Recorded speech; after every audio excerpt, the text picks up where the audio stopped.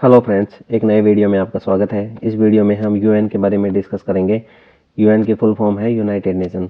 तो ये ऑर्गेनाइजेशन कब एस्टेब्लिश हुआ, इस ऑर्गेनाइजेशन के मेन एम क्या हैं, और ये ऑर्गेनाइजेशन के दो तरह के ऑर्गन होते हैं। पहला है प्रिंसिपल ऑर्गन और दूसरे होते हैं स्पेशलाइज ऑर्गन।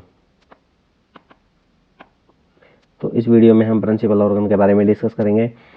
तो आइए देखते हैं। ये है यूएन का एम्बलम। जैसे इंडिया का एम्बलम है लॉयन कैपिटल, और ये सारनाथ से लिया गया था। और ये है यूएन का फ्लैग। जैसे इंडिया का फ्लैग है ट्राई कलर, वैसे ये है यूएन का फ्लैग। अब यूएन एस्टेब्लिश हुई थी 1945 में। 1945 में अप्रैल 1945 को इसका चार्टर एक्सेप्ट हुआ। चार्टर एक्सेप्ट कहाँ हुआ? चार्टर एक्सेप्ट हुआ यूएस का एक सिटी है सैन फ्रांसिस्को।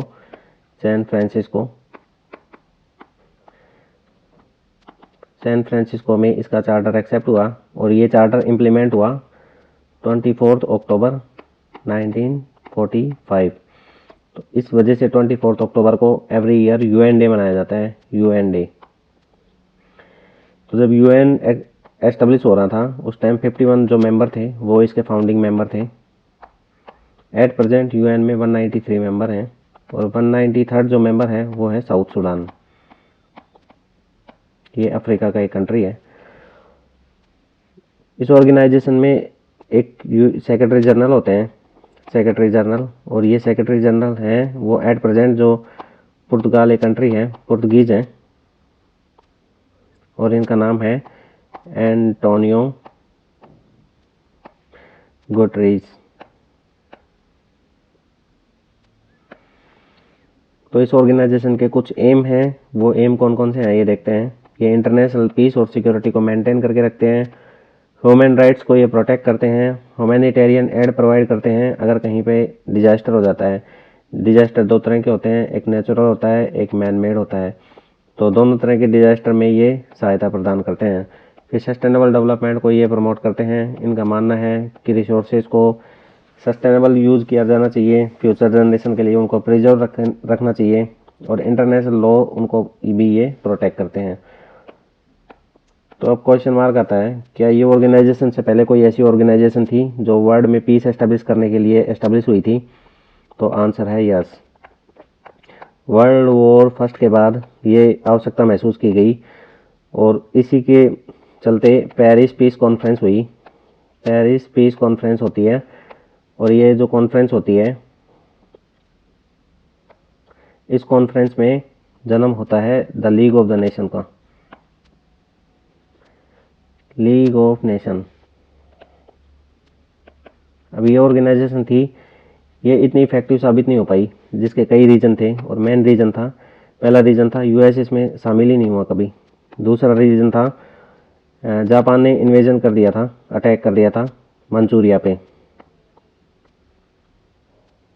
और ये ऑर्गेनाइजेशन इसमें कुछ भी नहीं कर पाया। और थर्ड रीजन था, वो था सेकंड जो इटली इथोपिया वॉर हुआ। इथोपिया जो वॉर हुआ, उस वॉर में इस ऑर्गेनाइजेशन ने इटली पे इकोनॉमी सैंक्शन लगाने की कोशिश की, लेकिन ये ऑर्गेनाइजेशन नाकामयाब हुआ। तो इसी के साथ इस ऑर्गेनाइजेशन का पतन हो गया। पतन होने के बाद वर्ल्ड में फिर से एक अनरेस्ट हुआ और उसी का परिणाम हुआ वर्ल्ड वॉर सेकेंड। अब ये वर्ल्ड वॉर सेकेंड लड़ा गया अलाइड पावर के बीच में और एक्सिस पावर के बीच में। तो ये अलाइड पावर्स थी, ये कुछ हद तक डेमोक्रेटिक थी,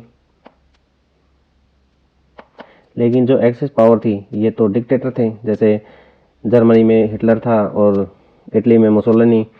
तो ये अलाइड पावर ने इन बिटवीन वॉर ये महसूस किया कि वर्ल्ड में ऐसा वर्ल्ड वॉर सेकेंड जैसा कोई तीसरा वॉर नहीं हो, इसके लिए हमें एक ऑर्गेनाइजेशन एस्टेब्लिश करनी चाहिए जिसका मेन मकसद हो इंटरनेशनल पीस और सिक्योरिटी को मेंटेन रखना। तो इन बिटवीन वॉर ये इसका डेवलपमेंट होता है यूएन का। और सबसे पहले डेवलपमेंट की शुरुआत होती है सेंट जेम्स प्लेसेस में। फिर उसके बाद 1941 में ही एक अटलांटिक चार्टर आता है, और चार्टर पे एक दो वर्ल्ड लीडर होते हैं। एक का नाम होता है फ्रांसिस रूजवेल्ट और दूसरे होते हैं विंस्टन चर्चिल। ये रूजवेल्ट होते हैं, ये यूएस के प्रेसिडेंट होते हैं, और ये चर्चिल होते हैं, ये होते हैं यूके के प्राइम मिनिस्टर। इन दोनों ने ये अटलांटिक चार्टर एक्सेप्ट किया, और यहाँ पे उन्होंने जो वर्ल्ड वॉर सेकंड के बाद वर्ल्ड के क्या गोल होंगे उसके बारे में डिस्कस किया। फिर डेवलपमेंट होता है, और ये डेवलपमेंट होता है दिसंबर 1941 में, और वाइट हाउस में एक कॉन्फ्रेंस होती है जिसको बोलते हैं आर्काडिया कॉन्फ्रेंस। इस आर्काडिया कॉन्फ्रेंस में फोर पावर्स का सबसे पहले जिक्र होता है, 4 पावर्स। और ये 4 पावर्स कौन कौन सी थी? ये थी यूएस थी, दूसरी थी यूके, थर्ड नंबर पे थी सोवियत यूनियन, और फोर्थ पे चाइना। और इसी कॉन्फ्रेंस में जो रूजवेल्ट थे उन्होंने यूएन शब्द को कॉइन किया, सबसे पहले यूएन शब्द को दिया, इसीलिए रूजवेल्ट को फादर ऑफ द यूएन भी बोला जाता है।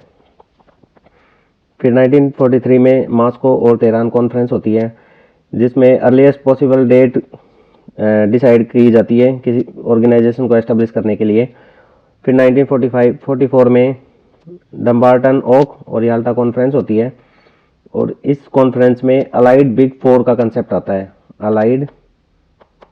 अलाइड बिग फोर का इसमें कॉन्सेप्ट आता है, बिग फोर।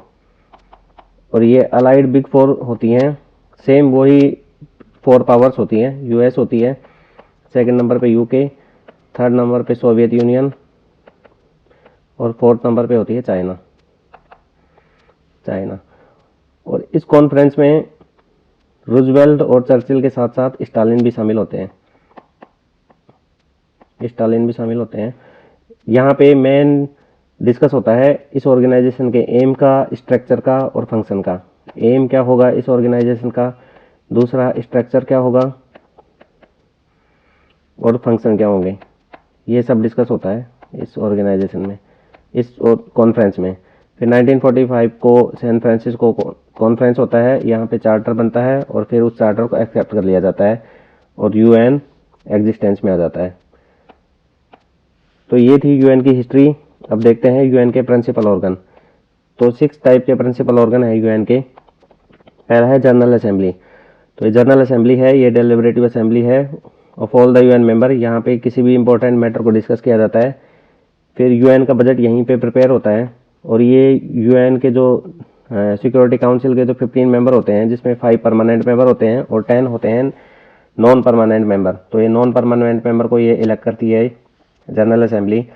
किसी भी नई कंट्री को अगर यूएन में शामिल करना हो तो उसका एडमिशन भी जनरल असेंबली में होता है।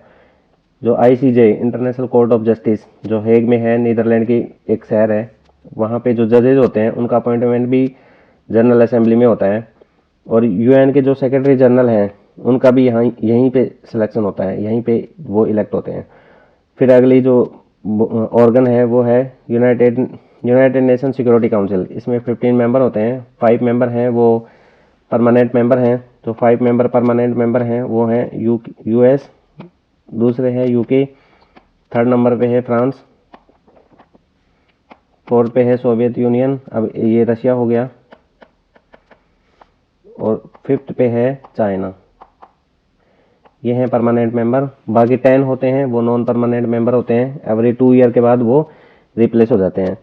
और इस ऑर्गन का मेन जो काम है वो है इंटरनेशनल जो पीस और सिक्योरिटी है उसको मेंटेन रखना। फिर यूएन का एक सेक्रेटेरिएट भी है जो यूएस के शहर न्यूयॉर्क में है, और ये जो सेक्रेटेरिएट है ये एडमिनिस्ट्रेटिव ऑर्गन होता है यूएन का। फिर इंटरनेशनल कोर्ट ऑफ जस्टिस है जो हेग में है नीदरलैंड में, और इसका मेन जो मकसद होता है वो है जजमेंट पर देना। और ये जजमेंट होता है ये रिलेटिव मेजॉरिटी से होता है, किसी एक जज के डिसीजन से नहीं होता, ये रिलेटिव मेजॉरिटी होती है। यहाँ पे 15 जज होते हैं और 9 ईयर के लिए इनका टेन्योर होता है, 9 ईयर्स का। फिर अगला ऑर्गन है वो है UN economy and social council. इसका मेन एम होता है वो होता है कोऑपरेशन बिटवीन स्टेट्स, यूएन के जो मेंबर हैं उनके बीच में इकोनॉमी और सोशल मैटर को लेकर। और ये जो ऑर्गन है, ये स्पेशलाइज ऑर्गन के बीच में भी कोऑर्डिनेशन और कोऑपरेशन बनाता है।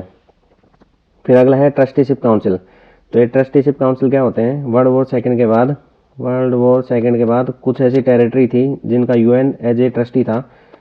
तो ये और जो टेरिटरी थी वो टाइम के साथ साथ ये इंडिपेंडेंट होते चले गए, और जो लास्ट टेरिटरी थी वो 1 नवंबर 1994 में उसका नाम था पलाऊ। ये टेरिटरी इंडिपेंडेंट हो गई, और इंडिपेंडेंट होने के साथ साथ ये जो ट्रस्टीशिप काउंसिल है ये इनएक्टिव हो गई। अभी ये एट प्रेजेंट ये इनएक्टिव है, क्योंकि सारी जो टेरिटरी थी जो जिसका यूएन ट्रस्टी था वो सब इंडिपेंडेंट हो गए। तो ये एक शॉर्ट वीडियो है यूएन से रिलेटेड। अगर आपको वीडियो पसंद आया तो प्लीज़ लाइक कीजिए, शेयर कीजिए और सब्सक्राइब करना ना भूलें। Thank you so much.